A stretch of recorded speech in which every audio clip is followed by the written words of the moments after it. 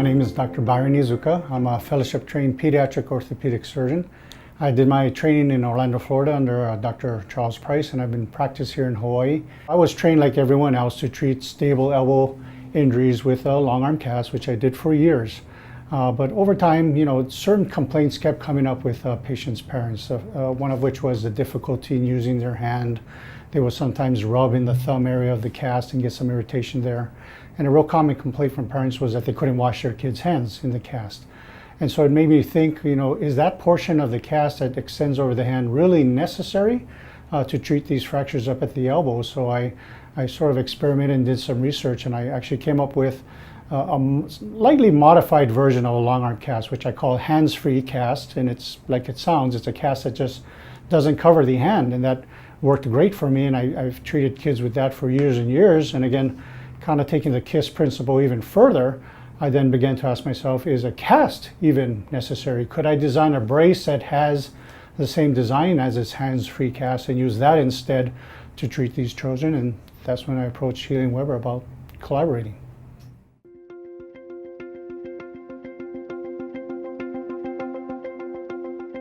So thus far, the patients have absolutely loved the brace.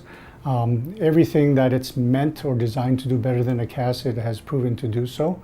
Probably the three things I tell folks that the brace is better at than the cast is that it does allow your child to be a little more comfortable because the hand and wrists are not tied up. They can do things, light things that we allow them to do a lot more easily. So things like writing, drawing, holding on to or playing with a toy, holding their fork to feed themselves, brushing their teeth. They can all do these things much easier if the hand's not tied up by the hand portion of the cast. And then of course the thing that I said drove me to really think about changing the design of the brace is the fact that the parents can now, if they're careful, actually wash their child's hands with soap and water. Again, with a cast, you can wipe their fingers down, but you can never really clean the hand well. And so for a lot of the mothers especially, they really appreciate that they can keep their hands actually clean and not sort of clean.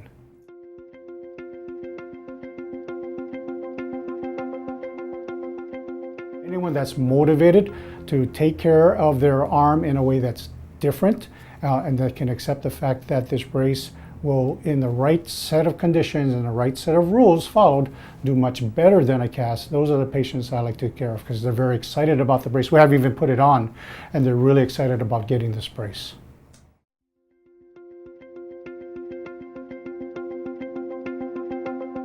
So the folks that you definitely shouldn't use the brace for are anyone where you think the fracture is even questionably unstable. So again, the primary indication is for stable elbow fractures in children. And if you're a pediatric orthopedist, I think you pretty much know what that is. Maybe a general practitioner might have a little bit harder time determining the stability of an elbow fracture.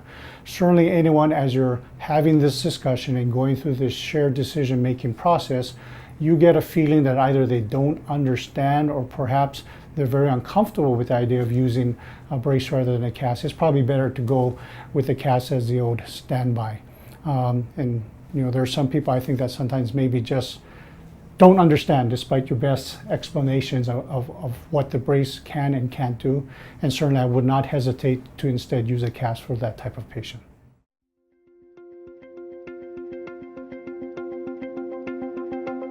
My approach to the use of the castaway brace is the same as for any other brace, whether it's for the wrist, the knee, or the ankle. It's a shared decision-making process, which means I explain to the parents exactly what the injury is. And the first thing I emphasize to them is for them to understand that this is a mild fracture, but this is definitely a broken bone. Every week, I don't know about other physicians, but every week someone comes to my office and is dismayed to find out that their fracture is in fact a broken bone. So I have to make sure they understand the diagnosis so that they treat the fracture, which is mild, but they treat it with respect and with the care that it should. So the first thing, make sure we're on the same page that this is a broken elbow. It does not need a cast. We're going to treat it maybe a little bit differently with this brace, but we're going to treat it well. And I tell them how to do it. And through this process, you can usually figure out their comfort level with this. And I'll sometimes ask them if they're comfortable with this approach. And most parents, of course, are. Many parents are, in fact, excited that your child does not need a cast and that can be treated alternatively with a brace. But we have to make sure that we understand that the brace has its limitations. And just like with a cast, there are things that can go wrong with the use of a brace. And I'll tell you that, anecdotally in my practice, I probably have more problems with kids getting in trouble with their casts than with their brace, because with a cast there are a lot of things that you have to do, keeping it dry, making sure things don't get inside. It's hard to tell when someone has a sore or a rash or an infection, something brewing inside a cast. And these are things that I've not had to deal with the use of a brace. Certainly someone taking the brace off is a concern, but again, as long as it's a shared decision-making process, everyone understands its limitations, what it's good for, what it's not good for, what the rules are, the do's and don'ts, everything seems to go fine.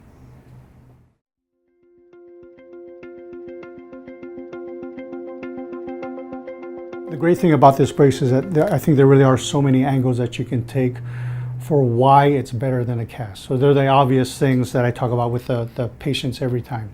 The first is that it's removable, okay, and it has to be removed in a certain way. There are rules that you have to follow when it's off while your child's taking a bath, but it's removable, so problems with stink, itchy, and uncomfortable with the cast, they're avoided with the use of the brace.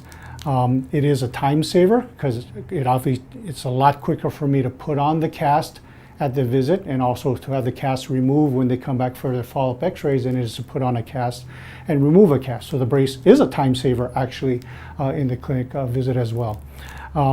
Patient satisfaction, in today's healthcare environment, it's not just medical outcomes that count. How patients feel about the care they received is mattering more and more. And I think by using this brace, you actually get a leg up, if you want, on your competition, so to speak, who is still using the old-fashioned cast.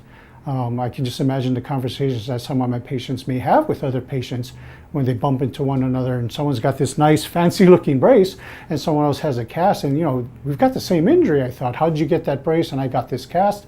And this is the type of thing that over time, maybe not just one or two patients, but certainly hundreds of patients like I've treated now with my hands-free cast, and now getting into probably the hundreds with this elbow brace, is that patients are more satisfied with this. And so given two things of equal medical outcome, which ones do the patients appreciate and value more?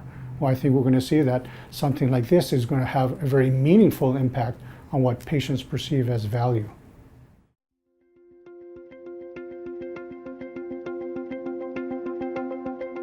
So for the folks out there that are thinking about whether you want to try this type of thing or not, the advice I always give when doing something new is you hit singles and doubles before you go for the home runs.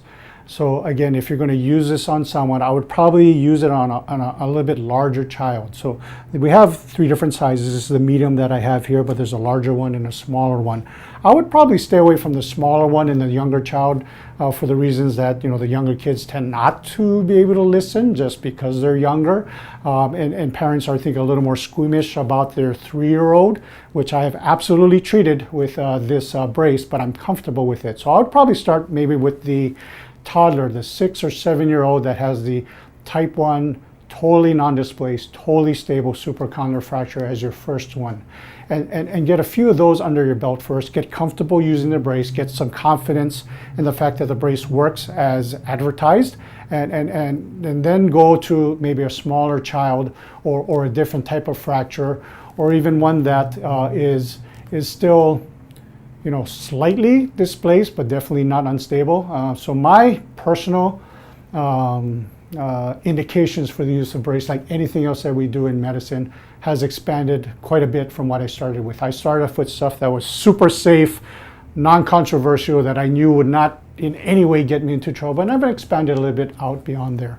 But that's how you start first. You hit singles and doubles, and as you gain confidence, you start to swing for the fence. But start off easy, become comfortable with this. Don't go for something that's don't bite off more than you can chew.